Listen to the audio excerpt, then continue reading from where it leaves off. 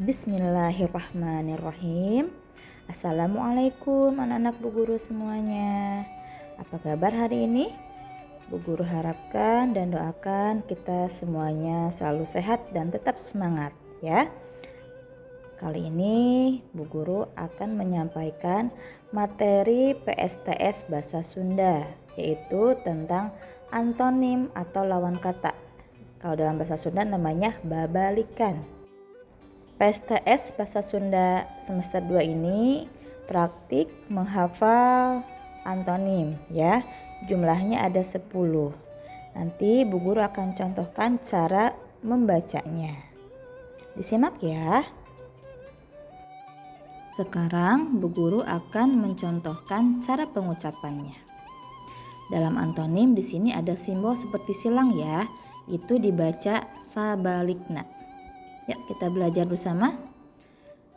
Jangkung sabalikna pendek. Begang sabalikna gendut.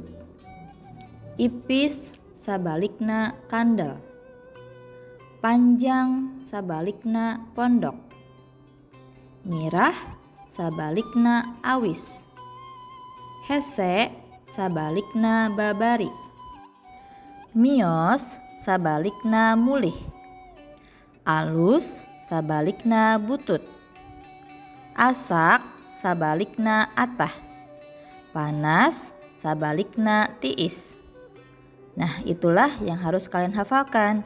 Kalian tiru cara pengucapan yang Bu Guru contohkan barusan ya.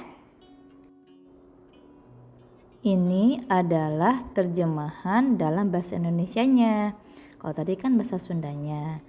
Jika kalian ingin tahu bahasa Indonesianya apa, di sini kalian bisa baca ya. Yang dihafalkan hanya antonim dalam bahasa Sundanya saja ya. Mangga apalken nya. Silahkan hafalkan. Bismillah, Allah permudah kalian menghafalnya ya. Semangat, solih dan solehah kelas 3 semua.